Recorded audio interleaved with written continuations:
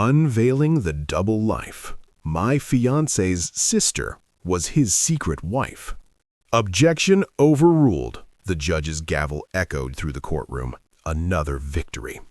Tessie J. Wildman snapped her briefcase shut, cold satisfaction settling over her like expensive perfume. She'd dismantled opposing counsel in under 40 minutes. No one got past her sharp eye. No one lied to her face and walked away clean. She was untouchable. Until she wasn't. Her apartment door was already open when she arrived home. Forrest stood in the foyer, that venture capitalist smile gleaming under the chandelier. Behind him, a woman with copper gold hair and unsettling familiarity. Too comfortable, too at home. "Tessie, darling," Forrest said, pulling her close, "this is Summer, my sister. I know I should have mentioned her before, but—" "Your sister?" Tessie's courtroom instincts flared. Something in the way Summer touched Forrest's shoulder, possessive, intimate. "I'm so grateful you're letting me stay," Summer whispered, eyes locked on Tessie. 3 weeks before your wedding? Perfect timing, really." Tessie noticed the bracelet on Summer's wrist. The one Forrest had promised was meant for her. Welcome back, beloved family. May every woman who has been deceived in her own home, gaslit while planning her future, replaced by a lie wearing a familiar face, find within herself a truth sharper than any manufactured reality. May her intelligence become her weapon, her silence become her investigation, and her revelation become the reckoning that destroys carefully constructed cons. Women are not just brides. They are the architects of their own protection, yet they are the first targets when predators see wealth and vulnerability. They are manipulated, isolated, and made to doubt their own sanity. Yet they return with evidence so irrefutable that no amount of charm can forge a defense. I pray that every woman hearing this story finds the courage to trust her instincts when love feels like a trap, the clarity to see through decade-long partnerships disguised as family, and the vindication that comes when forged signatures and hidden marriages surface under the light of truth. May every trust fund they tried to drain remain protected. May those who thought gaslighting could rewrite reality choke on their own lies. May their predatory schemes collapse under the weight of documentation, and may she stand as the litigator they underestimated. If you believe a woman's intuition cannot be fooled forever, like this video. If you stand with women who trust evidence over emotion, right, I stand with Tessie. Let's begin. The champagne was still cold in the ice bucket when Tessie heard the key turn in the lock. She'd set up the rooftop terrace herself, candles, imported olives, that ridiculously expensive Veuve Clicquot Forrest pretended not to care about, but always finished. 3 weeks until the wedding. 3 weeks until she became Mrs. Graves, until her name appeared on the society pages beside his, until their combined wealth and influence made them untouchable. She checked her reflection in the glass door. The silk blouse was perfect. Her hair fell just right. Everything about tonight was supposed to be perfect. "Tessie?" Forrest's voice carried up the stairs, but something was off. That particular lilt he used when he was about to ask for forgiveness instead of permission. "Darling, could you come down for a moment?" She found him in the living room, and her breath caught. Not because of Forrest, impeccable as always in his tailored shirt and expensive watch, but because of the woman standing beside him. Copper gold hair cascading over her shoulders, designer luggage at her feet, skin that glowed like she'd just stepped off a yacht in Monaco. The woman was beautiful in a way that made Tessie's instincts sharpen. "This is Summer," Forrest said, and Tessie watched his hand hover near the small of the woman's back before he seemed to remember himself and pulled away. "My sister." The word landed like glass shattering. "Your sister." Tessie kept her voice neutral, the way she did when opposing counsel made a claim too outrageous to believe, but too specific to be entirely fabricated. "You've never mentioned a sister." "Half-sister, technically." Summer's voice was honey and smoke. "Different mothers, complicated family situation. Forrest's always been protective of the details." Protective, that was one word for it.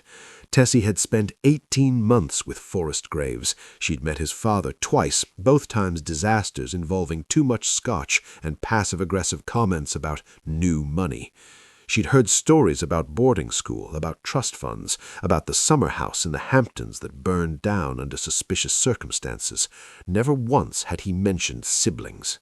"Summer needs a place to stay," Forrest continued, and now his hand did touch the woman's shoulder, briefly, a gesture so casual it seemed rehearsed. "Just until the wedding, maybe a week or two after, until she finds her own place in the city." Tessie's mind cataloged evidence like she was already building a case, the way Summer's eyes tracked every inch of their home, calculating, claiming. The designer luggage that probably cost more than most people's monthly rent, the bracelet on Summer's wrist, white gold, delicate, with a small charm that caught the light. The same bracelet Forrest had shown her in a photograph 3 months ago, claiming it was a family heirloom his grandmother had left for his future wife. Of course, Tessie heard herself say, because what else could she say? What bride turned away her fiancé's long-lost sister 3 weeks before the wedding? "Your family. You're welcome here." Summer smiled, and something about it reminded Tessie of the moment before a judge delivers a verdict, that suspended breath when everyone knows the truth is about to detonate. "You're so understanding," Summer said, stepping forward to air-kiss both of Tessie's cheeks, and in that brief moment of proximity, Tessie caught the scent of her perfume. Forrest's cologne, the same custom blend he'd worn since their first date. The champagne upstairs would be warm by now, Tessie thought distantly. The candles burned down to nothing, the perfect evening dissolved like it had never existed at all. Forrest kissed her goodbye at dawn, his lips brushing her temple with practiced tenderness. "Just 2 days in Boston," he murmured, "closing the Meridian deal. I'll be back before you know it." Tessie watched from the bedroom window as his car disappeared down the tree-lined street, Summer's silhouette visible in the guest room window across the hall. The woman had been living with them for 5 days now, and the apartment felt different, smaller, like the walls had shifted inward while Tessie slept. She should have been at the office by 7, should have been reviewing depositions for the Chen case. Instead, she stood in Forrest's closet, staring at the empty space where his garment bag usually hung, trying to identify the feeling coiled in her chest. Not quite suspicion, not quite fear, something in between. The apartment was silent when she returned that evening. Summer's door was closed, a sliver of light visible underneath. Music played softly, something French and melancholic that Forrest always claimed to hate. Tessie stood in the hallway for a moment, then retreated to their bedroom, to the safety of work emails and contract negotiations and problems she knew how to solve. Forrest returned Thursday night, smelling of airport coffee and expensive hotels. He kissed her properly this time, hands sliding around her waist, and for a moment everything felt normal again. Felt right. "How was Boston?" she asked. "Brutal. Meridian's lawyers were vultures." He loosened his tie, that familiar gesture she'd watched 1,000 times. "I'm exhausted. Let me shower, and then let's order from that Thai place you love." His suitcase sat by the door, still packed. Tessie told herself she was just being helpful when she opened it after he disappeared into the bathroom. Told herself she was simply going to start the laundry, that this had nothing to do with the way Summer had smiled at breakfast yesterday, or the fact that Forrest's grandmother's bracelet was apparently not meant for his bride after all. His clothes were folded with hotel precision, shirts, slacks, the cashmere sweater she'd given him for Christmas. She pulled items out mechanically, sorting darks from lights, and then her hand closed around something that didn't belong. Silk, the color of pomegranates. A woman's camisole, delicate lace along the neckline, small enough to fit in her palm. Tessie's litigation brain activated immediately, cataloging evidence. The size, petite, smaller than Tessie's frame. The style, expensive, probably La Perla or something equally extravagant. The color, summer red, a shade Tessie never wore because Forrest had once mentioned it made him think of his mother. a shade Summer had worn to breakfast 3 days ago. She heard the shower turn off, heard Forrest humming something tuneless and content. The camisole felt like a living thing in her hand, evidence of something she didn't want to name yet, because naming it would make it real. Tessie could have confronted him, should have walked into that bathroom and demanded an explanation. Instead, she carefully folded the camisole and placed it in her briefcase next to her legal pads and case files. Evidence required documentation, required strategy. In the mirror above the dresser, she caught her own reflection, still composed, still controlled, the woman who never lost a case. But her hands were shaking just slightly as she zipped the briefcase closed. From the guest room, she heard Summer laugh, low and knowing, at something playing on her phone, or maybe at nothing at all. David arrived unannounced on Saturday morning, which meant trouble. Tessie's brother didn't do spontaneous visits. He did scheduled lunches at his club, carefully coordinated family dinners where he could control the seating arrangement and conversation flow. He certainly didn't show up at her apartment at 9 a.m. with coffee from her favorite place and the expression he'd worn when their father's company nearly went under. "We need to talk," he said, brushing past her into the foyer. "Alone." Summer was at a yoga class, or so she'd claimed when she left an hour earlier in $1,000 athleisure. Forrest had driven to his office to handle some urgent paperwork. The apartment was blessedly empty, except for the ghost of Summer's perfume lingering in the hallway. "Good morning to you too, David." Tessie took the coffee he offered, noting the tension in his shoulders. Her brother was a wealth management executive who treated emotions like bad investments, something to be minimized and carefully controlled. Whatever had brought him here was serious. He waited until they were in her study, door closed, before he pulled a folder from his messenger bag. The gesture was so familiar it hurt. How many times had she seen him do exactly this in boardrooms and investment meetings? But this time, the folder had her name on it, and Forrest's. "I had someone look into graves," David said without preamble. "Before you ask, yes, I know it's invasive. Yes, I know you'll be angry. I don't care. Look at this." The first page was a financial report. Tessie's eyes tracked the numbers automatically, her litigation training kicking in. Forrest's venture capital firm showed consistent returns. Nothing extraordinary, but nothing suspicious either. But David's finger tapped a different section. Personal accounts, traced through 3 different banks. "He's leveraged to the breaking point," David said. $2 million in personal debt, not counting business obligations. The firm itself is hemorrhaging money. 3 failed investments in the last 18 months, all buried under shell companies and creative accounting. Tessie's coffee had gone cold in her hands. "That's not possible. The firm just closed the Meridian deal." "Did they?" David flipped to another page. "Or did Forrest tell you they closed it? Because according to my sources, Meridian walked away 2 weeks ago. The deal's dead." The camisole in her briefcase suddenly felt heavier. Evidence stacking upon evidence, building a case she didn't want to prosecute. "There's more." David's voice softened, which somehow made it worse. "Graves has a pattern. He's been engaged twice before, both times to women from wealthy families. Both engagements ended abruptly, but not before he gained access to family trusts, investment accounts, insider financial information." "You're saying he's a con artist?" "I'm saying he's strategic." David pulled out another document, and Tessie recognized the letterhead of a private investigation firm. The first Fiancé's family lost $500,000 in a failed real estate venture Graves recommended. The second one's father's company tanked after Graves shorted their stock using information he'd gathered during family dinners. Tessie stood, needing to move, needing air. Through the window, she could see the manicured gardens of the building across the street. Everything looked so normal, so perfectly ordered. "When were you going to tell me this?" "I just got the final report yesterday."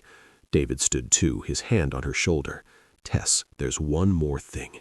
This woman's staying with you. Summer Bickford. She doesn't exist. At least not before 5 years ago. No birth certificate, no social security trail before 2020. Whoever she is, she's not his sister." The room tilted slightly.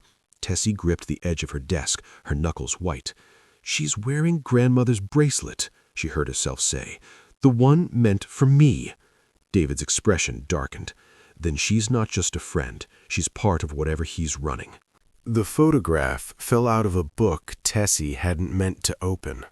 She'd been looking for her copy of Federal Rules of Evidence, the annotated edition she'd used in law school, when her hand brushed against something on Forrest's side of the bookshelf. A leather-bound volume, expensive and well-worn, tucked behind his collection of business biographies he never actually read. She almost put it back, almost respected the invisible boundary they'd maintained in their 18 months together, the unspoken agreement that some spaces remained private even in a shared home. But David's folder was still in her briefcase, and the red camisole was wrapped in tissue paper in her desk drawer, and Summer's laugh had echoed through the apartment at 2 a.m. last night, while Forrest claimed to be asleep beside her. The book was a photo album, old-fashioned, the kind with plastic sleeves and cardboard pages that crinkled when turned. Most of the photographs were standard enough: Forrest at various ages, boarding school portraits, a few shots of his father looking stern at what might have been a graduation. Nothing she hadn't seen versions of before. Then she turned to the middle section, and her breath stopped. Forrest couldn't have been more than 19, maybe 20, young enough that his face still held traces of boyhood, but old enough to wear a tuxedo like he'd been born in one. He stood on what looked like a hotel balcony, city lights glittering behind him, and his arms were wrapped around a girl in a gold dress that caught the camera flash like liquid sun. Summer. Younger. Her hair longer and darker than it was now, but unmistakably Summer. Her head tilted back in laughter, his face buried in her neck, their bodies pressed together with the kind of intimacy that made Tessie feel like a voyeur for looking. No siblings stood like that. No brother and sister shared that kind of space, that kind of touch. Tessie's hands were steady as she removed the photograph from its sleeve. On the back, in handwriting she recognized as Forrest's younger, less controlled script, "Summer and me, New Year's Eve 2014. The year everything changed." 12 years ago, before Forrest claimed Summer had disappeared from his life, before the supposed estrangement that had kept her away from family gatherings and holiday celebrations, before she'd supposedly resurfaced 3 weeks before their wedding, conveniently homeless and in need of shelter. Tessie flipped through more pages with clinical precision now, cataloging evidence. More photographs of the same era. Forrest and Summer at a beach, his arm around her waist, the two of them in what looked like a college apartment, her wearing his shirt and nothing else visible below the frame. A close-up of their hands intertwined, a ring on Summer's finger, not expensive, just a simple silver band, but positioned exactly where an engagement ring would sit. The apartment door opens downstairs. Summer's voice called out something about picking up groceries, Forrest's responding laugh warm and easy. Tessie heard their footsteps, synchronized, moving through the space below like they'd done this dance 1,000 times before. She placed the photograph in her briefcase next to the camisole and David's folder. The album went back exactly where she'd found it, evidence of her search erased like she'd never been there at all. In the mirror above the bookshelf, her reflection looked back with eyes too bright, too sharp. The woman who never lost a case. The woman who was currently living with 2 people who thought she was stupid enough to believe their lie. Downstairs, Summer laughed again, and this time Tessie heard it for what it was. Not amusement. Victory. The dinner party was Forrest's idea. A pre-wedding celebration, he'd called it. Intimate and elegant. Just a few of Tessie's colleagues from the firm, some of his business associates, a carefully curated guest list designed to showcase their perfect union. Tessie had agreed because refusing would have required an explanation she wasn't ready to give. She'd spent the week preparing her case in secret. The photograph was now scanned and saved in 3 separate locations. The camisole had been analyzed, Summer's size, confirmed by checking the labels in the guest room closet when the woman was out. David's financial reports committed to memory. She was building something, brick by brick. evidence that would be irrefutable when she finally chose to present it. But she wasn't ready yet. Not quite. She needed one more piece, something that would tie everything together in a way even Forrest couldn't explain away. The guests arrived at 7. Margaret Chen from the firm, whose partnership vote Tessie needed in 6 months. Richard Valdez, the senior litigator who'd mentored her through her first major case. A handful of others, people whose opinions mattered, whose respect Tessie had spent years cultivating. They filled the living room with wine and laughter, while Summer played hostess like she'd been doing it for years. "Your home is stunning," Margaret said, accepting a glass of champagne from Summer's manicured hand. "Forrest, you didn't mention your sister would be here. What a lovely surprise." "Summer's been invaluable," Forrest said smoothly, his hand finding the small of Tessie's back, "helping with all the wedding preparations. I don't know what we'd do without her." Tessie smiled through dinner, through the first course and the second, watching Summer charm her colleagues with practiced ease.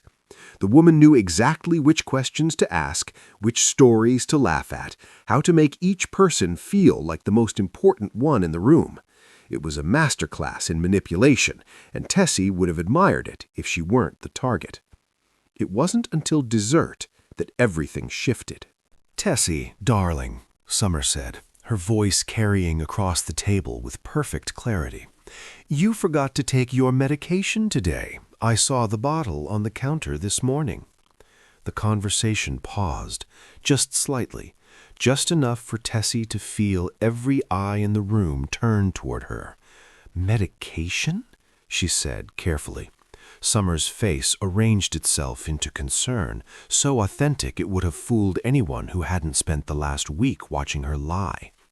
"The prescription Dr. Morrison gave you for the anxiety. You told me you'd been having trouble sleeping, remember? The intrusive thoughts about the wedding?" Tessie had never mentioned anything of the sort, had never been prescribed anxiety medication, had never even met a Dr. Morrison. "I think you're confused," Tessie said, keeping her voice level. "I'm not taking any medication." "Oh," Summer's eyes widened with what looked like genuine distress. "Oh, no, did I—" "Forrest, didn't you tell me Tessie had been seeing someone? About the stress?"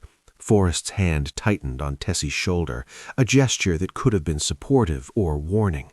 "Summer, I think you might be mixing things up.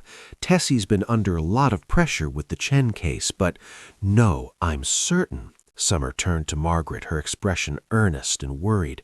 "She came to my room last Thursday, around 3 in the morning. She was so upset, saying she couldn't tell what was real anymore. I thought Forrest knew." Margaret's face had gone carefully neutral, the expression she wore in court when opposing counsel made an unexpected move. Richard set down his wineglass with deliberate precision. "That never happened," Tessie said, and she could hear her own voice rising, could feel the trap closing. "Summer, why are you lying?" "Lying?" Summer's voice broke beautifully. "Tessie, I'm worried about you. We all are. The wedding stress, the long hours at work. Maybe you don't remember. I remember perfectly well." Tessie stood, her chair scraping against the hardwood. "I remember every single thing that's happened in this apartment." The silence was absolute.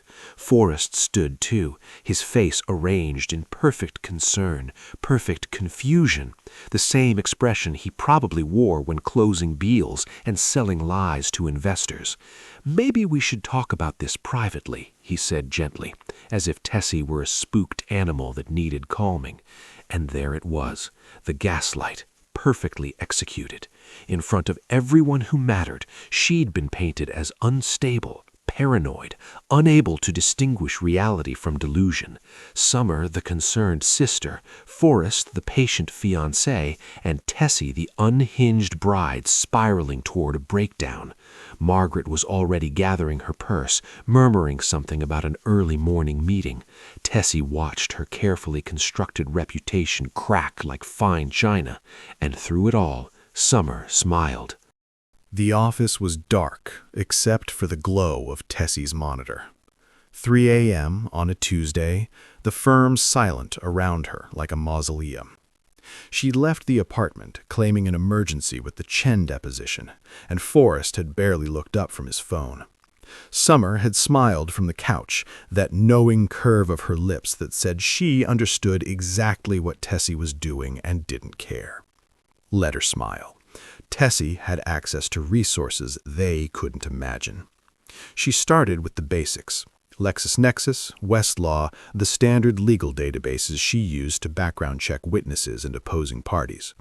Summer Bickford, born 1995, according to the driver's license Tessie had photographed when Summer left her wallet on the kitchen counter. California native, allegedly. The California birth records showed nothing. No Summer Bickford born in 1995 or 1994 or 1996. Tessie expanded the search nationwide. Still nothing. She tried variations. Summers Bickford, S. Bickford, Summer Bickford Graves. The hyphenated version made her fingers pause on the keyboard, but she typed it anyway, already knowing what she'd find. Nothing. Tessie pulled up Social Security records next, using the firm's investigative access that was technically reserved for litigation purposes. The number on Summer's driver's license existed, had been issued in 2020 to someone in Nevada. But before that date, the number appeared nowhere. No tax returns, no employment records, no credit history. Just a Social Security number that materialized fully formed 5 years ago like a magic trick. She tried property records. Summer claimed to have lived in Portland before coming to New York. Tessie searched every rental agreement, every utility hookup, every paper trail a person left just by existing in the modern world. Summer Bickford had no apartment leases, no electric bills, no water accounts, no parking tickets or library cards or gym memberships. Before 2020, she was a ghost. The coffee had gone cold beside her keyboard. Tessie's eyes burned from staring at the screen, but she couldn't stop. She pulled up educational records next, searching university databases for any Summer Bickford who would be the right age. The woman claimed to have gone to USC, had mentioned it casually over breakfast last week while discussing her marketing degree. USC had no record of any Summer Bickford ever enrolling. Tessie sat back in her chair, her mind cataloging the evidence with brutal efficiency. Either Summer Bickford had lived completely off the grid for the first 25 years of her life, no school, no job, no documentation whatsoever, or the woman currently sleeping in her guest room was using a manufactured identity. She pulled up the photograph she'd scanned, the one of Forrest and Summer from 2014, ran it through reverse image search, hoping for something, anything that would give her a real name to work with. The search returned nothing useful, just stock photos of couples and prom pictures from strangers. Then she tried a different approach. She searched for Forrest's past, the 2 broken engagements David had mentioned, found the names through society pages and engagement announcements that had been quietly retracted. Claire Montgomery, 2019, Vanessa Price, 2021. She searched their social media, scrolling back through years of posts. Claire's Instagram showed typical wealthy girl content, brunch photos, vacation shots, charity galas. Then Tessie found it, buried in a post from 2019, tagged at some Manhattan restaurant opening. Claire, with her arm around a woman whose face was partially obscured by champagne glass and strategic lighting, but whose copper gold hair caught the camera flash like a beacon. The caption read, "Best night with the bestie." The woman wasn't tagged, but Tessie would have bet her law degree it was Summer. She found similar photos on Vanessa's social media. Different hair color, brunette instead of blonde, but the same bone structure, the same way of tilting her head. Always untagged, always just out of perfect focus. A ghost haunting the edges of both women's lives right before their engagements to Forrest fell apart. Tessie's phone buzzed. A text from Forrest. "Where are you? It's late. Summer's worried." She looked at the message for a long moment, then back at her screen where 3 separate women's lives intersected with a person who didn't officially exist. Summer wasn't Forrest's sister. She was his partner, his accomplice, and she'd been helping him destroy wealthy women for at least 6 years. Tessie began compiling her evidence into a single file, her litigation instincts taking over. She would need more than this, would need something irrefutable, something they couldn't explain away or gaslight her about. She would need a marriage certificate. The town was called Saltwind Cove, 3 hours up the coast from the city, the kind of place that appeared on postcards and disappeared from memory. Tessie drove herself, leaving before dawn with a fabricated story about a client meeting in Connecticut. Forrest had been asleep, or pretending to be. Summer's door had been closed, but Tessie had heard movement inside as she passed, the soft rustle of someone listening. Let them wonder. She was done playing the oblivious fiancé. David had found the lead buried in property records, a beach house registered to Forrest in 2014, sold 2 years later for a loss he'd carefully hidden in his tax returns. The same year as the photograph. The same year everything changed, according to Forrest's own handwriting. The town clerk's office occupied a converted Victorian on Main Street, all gingerbread trim and faded charm. Inside smelled like old paper and salt air. A woman in her 60s looked up from a crossword puzzle, her reading glasses dangling from a beaded chain. "Help you, dear?" Tessie had prepared for this, had dressed down in jeans and a swear, had left her designer bag and courtroom armor at home. She was just a woman looking for records, nothing threatening, nothing that would trigger discretion or protective instincts. "I'm researching my family history," she said, letting a touch of embarrassment color her voice. "My uncle got married somewhere in this area back in 2014, but the family's lost track of the details. Is there any way to search marriage records from that year?" The woman's face softened immediately. "Oh, how lovely. We keep all our records digitized now. What's the name?"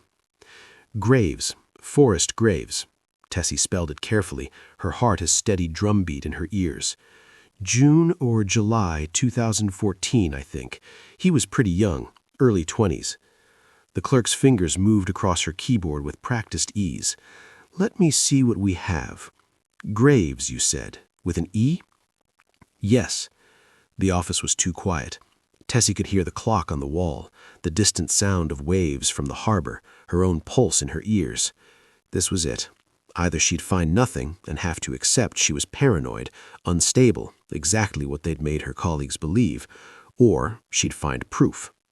"Oh, here we are." The clerk smiled. "July 12th, 2014. Forrest James Graves and—" She paused, squinting at the screen. "Summer Lynn Bickford. Small ceremony, looks like. Just 2 witnesses. Would you like a certified copy?" The floor felt unsteady beneath Tessie's feet. She'd known, had built the entire case in her mind, but knowing and having proof were different countries entirely. "Yes, please," she heard herself say. "A certified copy." The clerk printed the document with cheerful efficiency, pressed the town seal into the paper, and handed it over like she was giving directions to the beach. "That'll be $25. Cash or card?" Tessie paid in cash, her hands steady despite everything crumbling and crystallizing inside her simultaneously. The marriage certificate felt like it weighed nothing and everything at once. Outside, she sat in her car and read it properly. Every word, every detail. Forrest James Graves, age 22. Summer Lynn Bickford, age 20. Married by a justice of the peace in a town they'd clearly chosen for its obscurity, its distance from anyone who might recognize them or care. The witnesses were listed as John and Maria Castellanos. Tessie pulled out her phone and searched the names, found a couple who ran a bed and breakfast 2 streets over, the kind of people who probably witnessed a dozen tourist weddings every summer and forgot them all by fall. She photographed the certificate from every angle, uploaded the images to 3 separate cloud services, then tucked the original into the lockbox she'd brought specifically for this purpose. Her phone buzzed. "Forrest, where are you? We need to finalize the seating chart." She stared at the message, at the casual assumption that she was still playing along, still the trusting bride counting down to a wedding that would legally bind her to a man who was already married, already had a wife, already had a partner in whatever con they were running on her family's wealth. Tessie started the car, the marriage certificate secure beside her, and pointed it back toward the city. The rehearsal dinner was in 5 days. Time to prepare her closing argument. The prenup arrived on Thursday. 2 days before the rehearsal dinner. Tessie found it on the kitchen counter where Forrest had left it, casual as a grocery list, next to a vase of white roses Summer had arranged that morning. The flowers smelled like funerals. She read the document standing up, her coffee growing cold in her hand. Standard language, or so it appeared at first glance.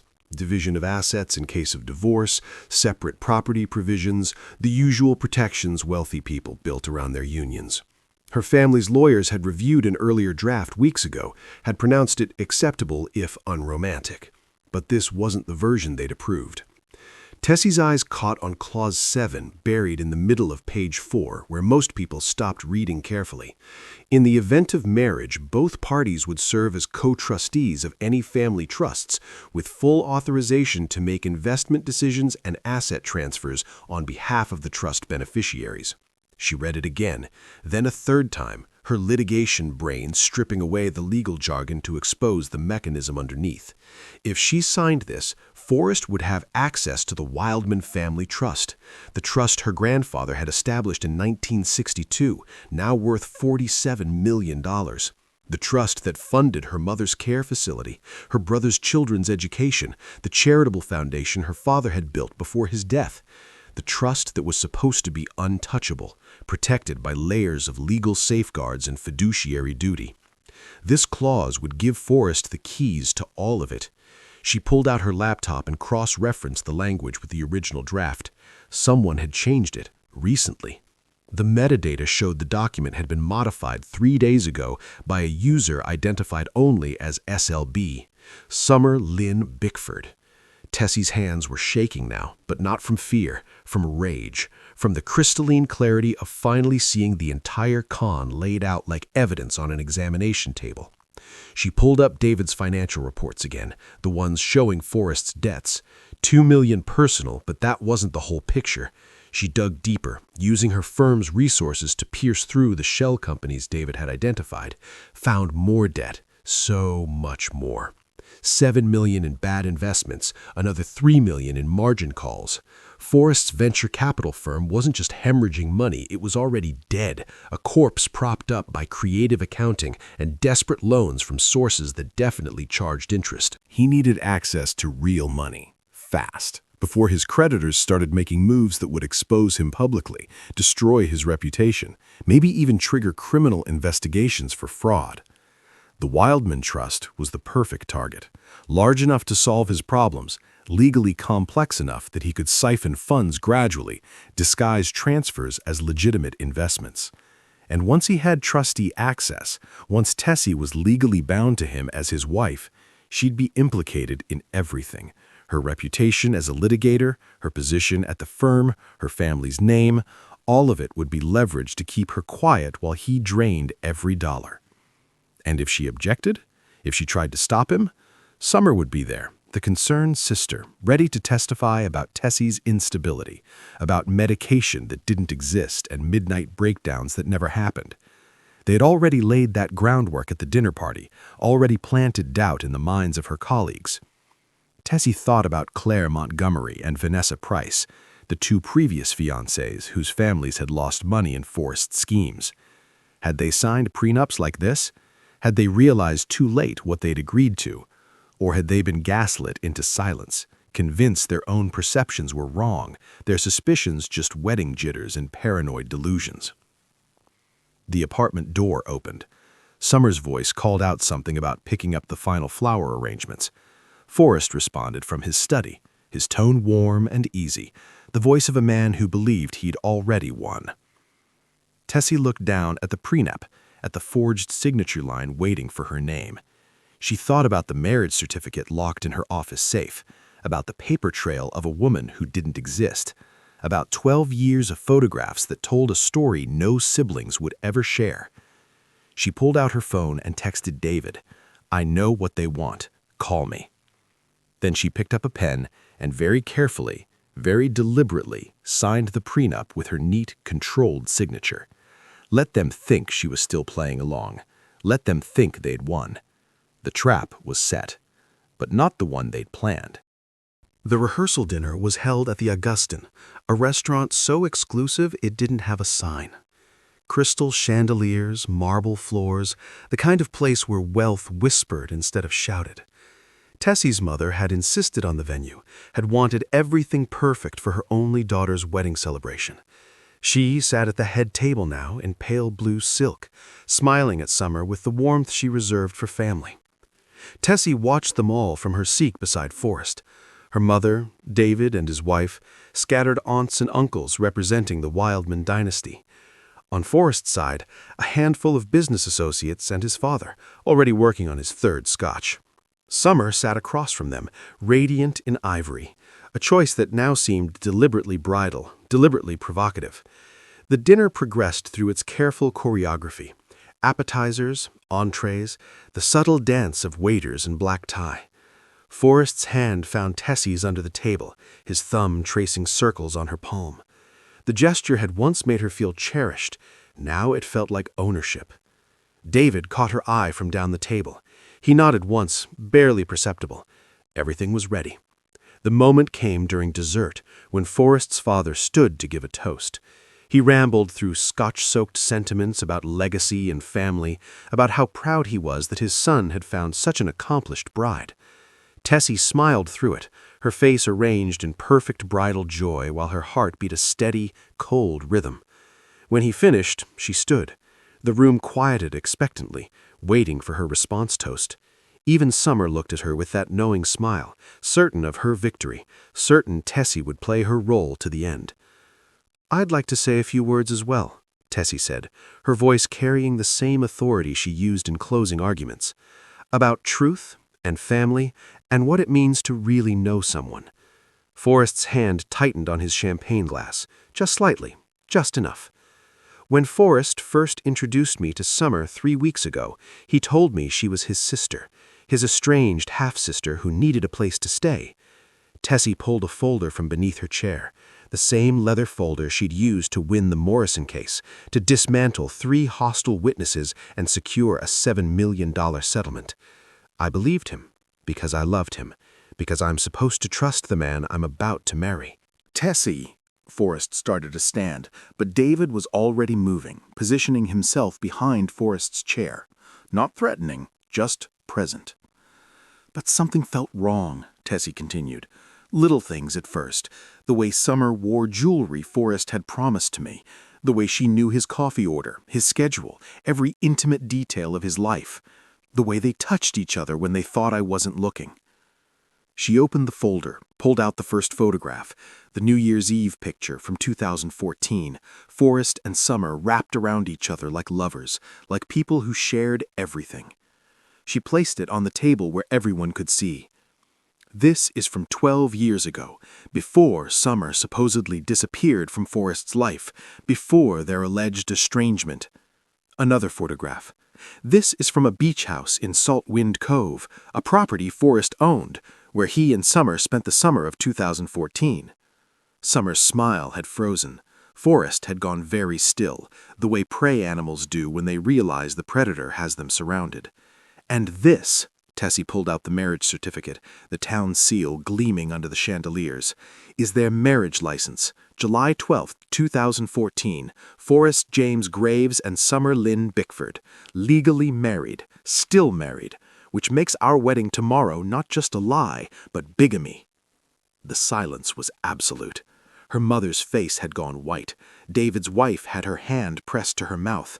The business associates were staring at Forrest like they'd never seen him before, which, in a way, they hadn't. "Summer Bickford doesn't exist," Tessie continued, her voice never wavering. "Not before 2020. No birth certificate, no social security history, no educational records. She's a manufactured identity used to run cons on wealthy families, used to help Forrest gain access to family trusts and investment accounts." She pulled out the modified prenup, the one with the trustee clause. "This was supposed to give him control of my family's $47 million trust, to pay off the $10 million in debt he's accumulated through failed investments and fraud. He's done this before, to Claire Montgomery in 2019, to Vanessa Price in 2021. Summer was there too, playing different roles, always untagged in photos, always invisible until it was too late." Forrest stood, finally, his charm fracturing like glass.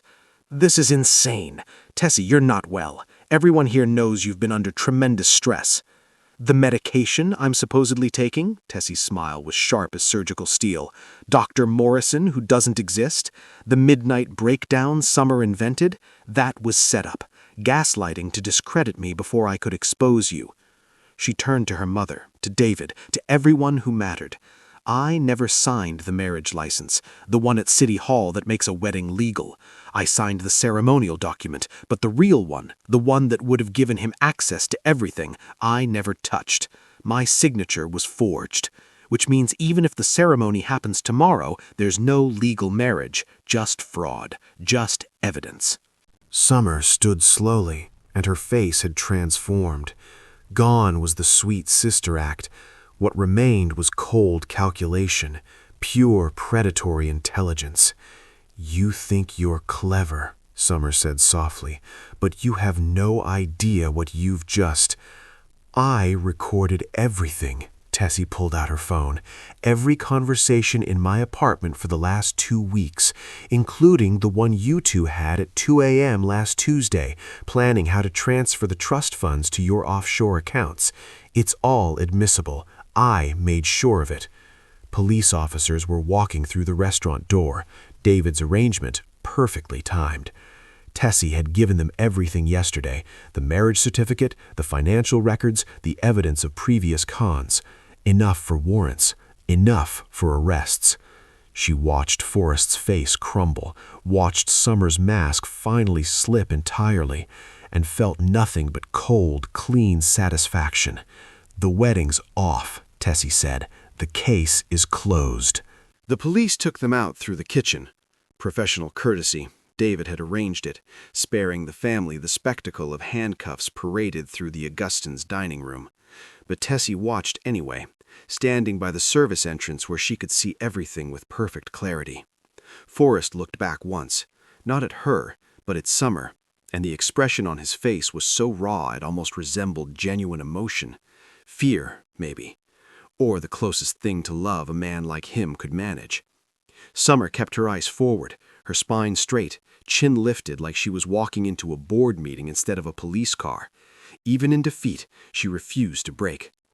Tessie wondered if they'd been taught that together, that iron composure, if it was part of whatever training they'd given themselves in the art of destroying people. "Miss Wildman?" One of the detectives approached, a woman with kind eyes and 20 years of fraud cases etched into the lines around her mouth. "We'll need your full statement tomorrow. The DA wants to move quickly on this." "I'll be there at 9. Tessie's voice sounded strange to her own ears, steady, professional, like she was scheduling a deposition instead of dismantling the life she'd almost chosen. "I have all the documentation organized, financial records, photographs, recordings, everything cross-referenced and annotated." The detective smiled slightly. "Your brother said you were thorough, said you were the best litigator he'd ever seen." "I don't lose cases," Tessie said, and meant it.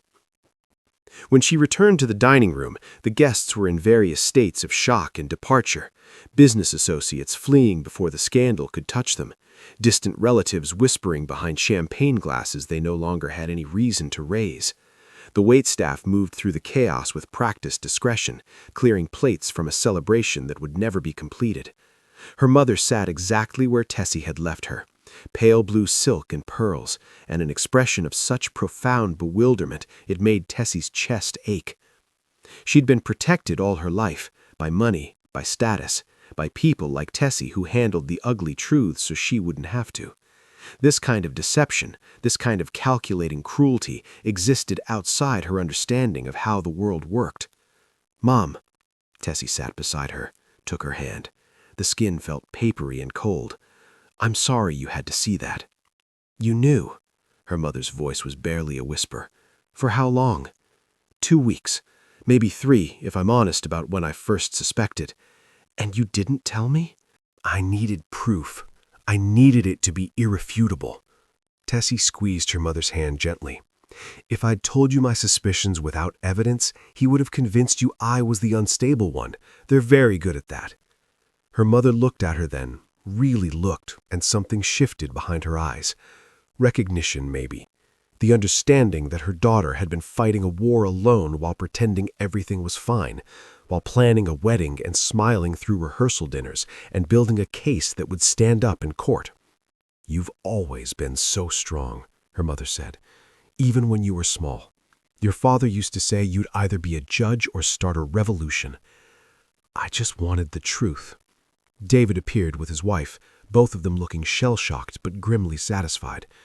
"The charges are extensive," he said. "Wire fraud, identity theft, attempted theft by deception.